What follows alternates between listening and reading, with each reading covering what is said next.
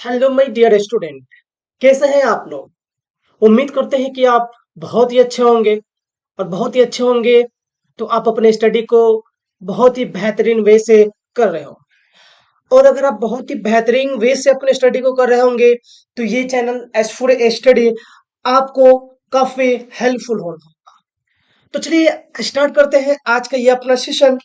जैसा कि थंबनेल देख के ही आप लोग आ चुके होंगे।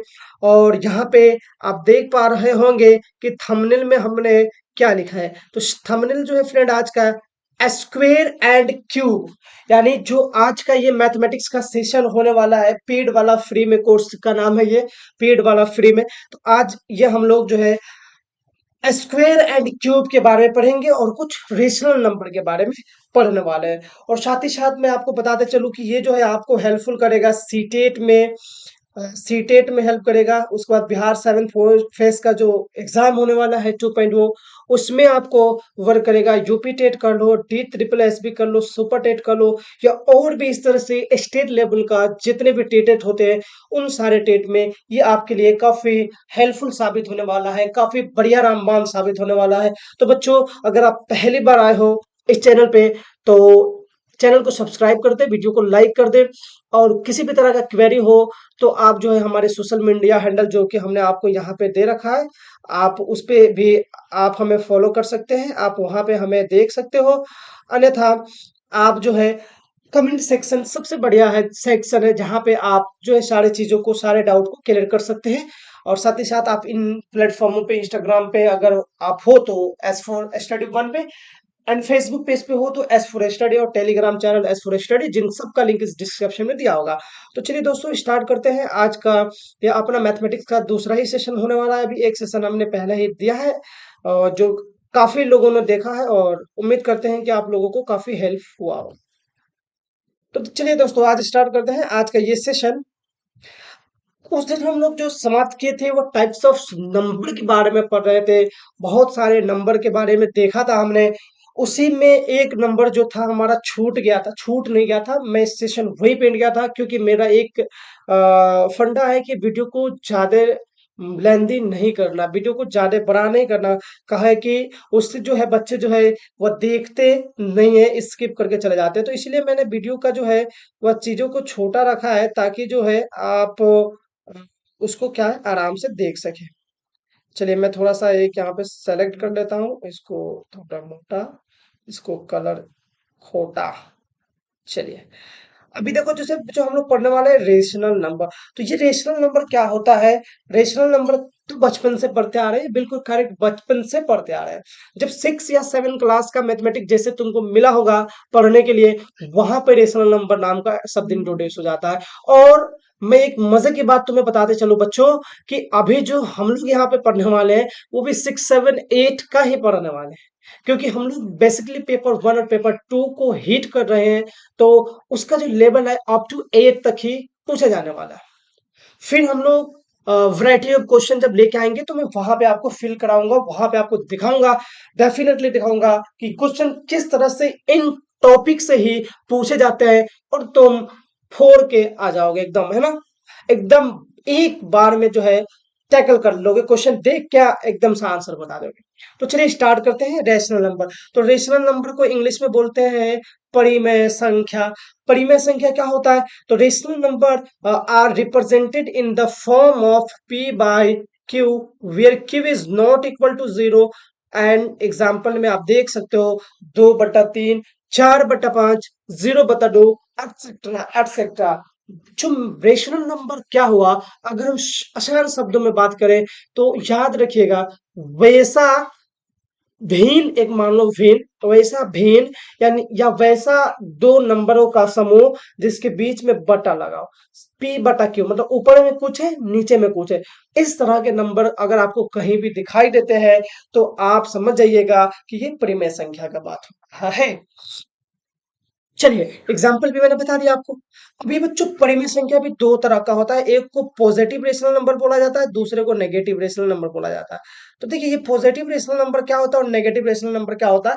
जहां पे हमने तो चीजों को लिख ही दिया है, लेकिन मैं चाहता हूं कि इजी वे में इसको एक्सप्लेन करके समझाओ, क्योंकि जब तक इजी वे में यूनिक तरीके से अगर आप नहीं सीखते हो, तो फिर हमारे से सीखने का फायदा ही क्या हुआ। ओके, डेफिनेटली, चलिए चलते हैं। If both the numerator and denominator are of the same sign, then it is positive rational number, it is greater than zero।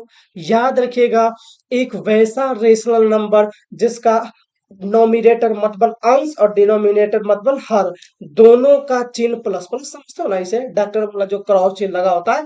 तो जब दोनों प्लस होंगे तो उसको हम लोग पॉजिटिव रेशनल नंबर बोलेंगे। जैसे 12/15, 20/21, 25/36, समथिंग समथिंग, आप इन सबों को क्या बोल सकते हो दोस्तों, तो पॉजिटिव रेशनल नंबर बोल सकते हो।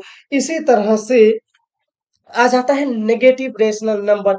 ये नेगेटिव तुम क्या कर रहा है, ये नेगेटिव रेशनल नंबर का होता है, तो बस इसका पड़ोसी, पॉजिटिव का पड़ोसी नेगेटिव, यानी जिसमें प्लस लगा होगा उसको पॉजिटिव बोलोगे, जिसमें नहीं लगा होगा उसको नेगेटिव बोलो।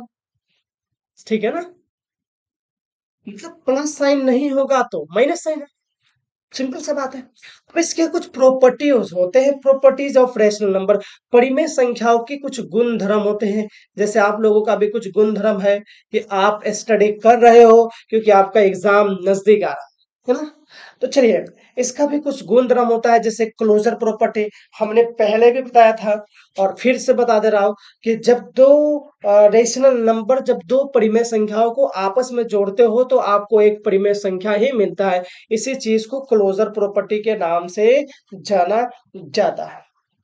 आगे आता है दोस्तों कम्यूटेटिव प्रॉपर्टी, क्रम विनिमयता का नियम। इसमें दोस्तों कहता है कि अगर कोई परिमेय संख्या a बाई बी लेते हो और एक दूसरा परिमेय संख्या अगर आप c बाई डी लेते हो, यहाँ देख रहे हो ना, आप c बाई डी लेते हो, तो वो c बाई डी जोड़ a बाई बी के बराबर होता है। यानी हम इसका जगह स्थान अगर बदल दे तो इसमें कोई चेंजिंग देखने को नहीं मिलेगा। तो इसी को बोला जाता है दोस्तों कम्यूटेटिव प्रॉपर्टीज, कम्यूटेटिव प्रॉपर्टीज, है ना। अब इसी तरह से जो तीसरा होता है दोस्तों, इसको एसोसिएट प्रॉपर्टी, सहचार्य का नियम बोला जाता है।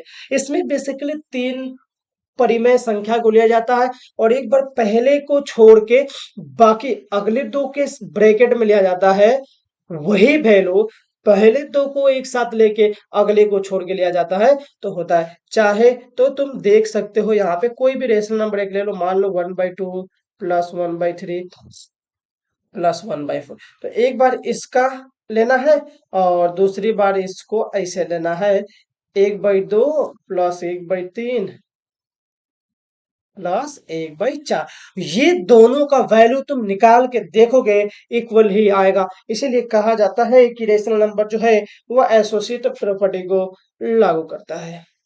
चलिए, इसी का एक पड़ोसी रिश्तेदार कह लो आ गया फ्रैक्शन भिन्न। Fraction represent equal parts of a collection, है ना। फ्रैक्शन क्या है, तो एक वैसा नंबर, एक वैसा अल्जेब्रिक टर्म जिसमें नोमिनेटर और डिनोमिनेटर जैसा कुछ दिख रहा हो, उसी को हम लोग फ्रैक्शन के नाम से जानते हैं। अब ये फ्रैक्शन भी बच्चे दो तरह से होते हैं। एक फ्रैक्शन को हम लोग बोलते हैं प्रॉपर फ्रैक्शन, दूसरे को बोलते हैं इम्प्रॉपर फ्रैक्शन। अब ये प्रॉपर इम्प्रॉपर क्या होता है, अगर आप हिंदी वाले होंगे तो मैं थोड़ा सा समझा देता हूं आपको। एक को उचित भिन्न बोलते हैं, दूसरे को विषम भिन्न बोलते हैं। उचित भिन्न क्या होता है, तो एकदम हल्के में समझो कि कोई भिन्न अगर दिया है और उसका अंशवा जो है छोटा हो हरवा से, याद रखिएगा, अंश जो है वो छोटा हो हर से, या यूं कह लो हर बड़ा हो अंश से, दोनों बात तो वही हो गया ना, ठीक है ना।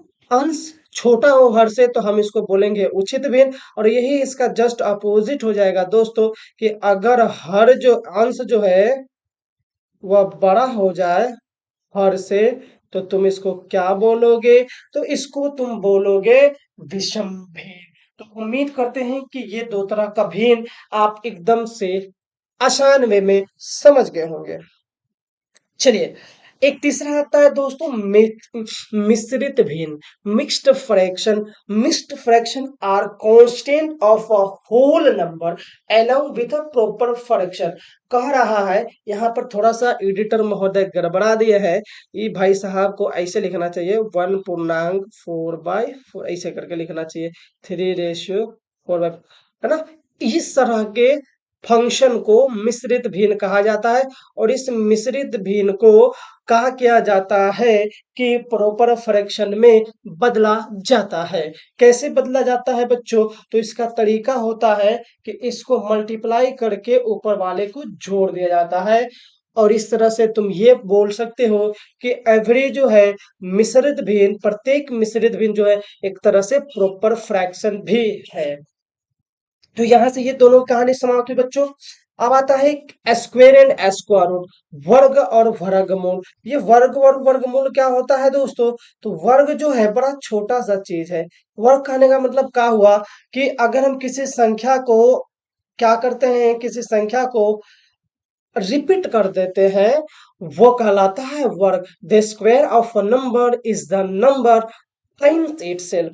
देखो बच्चों क्या हुआ कि हम किसी संख्या को अगर रिपीट कर दे, एक को डबल कर दे, तो वो स्क्वायर कहलाता है। जैसे मैं तुम्हें दिख रहा हूं यहाँ पर, और मेरे ही जैसा एक प्राणी यहाँ पे, हालांकि ऐसा तो पॉसिबल नहीं है same to same daily life में, हाँ हमारे जैसा मेकअप करके बनाया जा सकता है, लेकिन समझाने के लिए बता रहा हूं मैं। अगर मेरे जैसा ही आगे यहाँ पे कोई खड़ा करा दिया भिरुआ में न बगलवा में, है ना? तो सबसे पहले तो हम बेहोश हो जाएंगे, उसके बाद आप देखोगे तो आप बेहोश हो जाओगे। ठीक है, एक अच्छा सा उदाहरण से समझाते हैं, जैसे कि ये फिर से वो वाला कलम लेके आए हैं, है ना, गिफ्टेड पेन। इस कलम को देख रहे हैं कैसा है, चांदी का जैसा दिख रहा है, शायद देखे तो, शायद पता नहीं किसका है।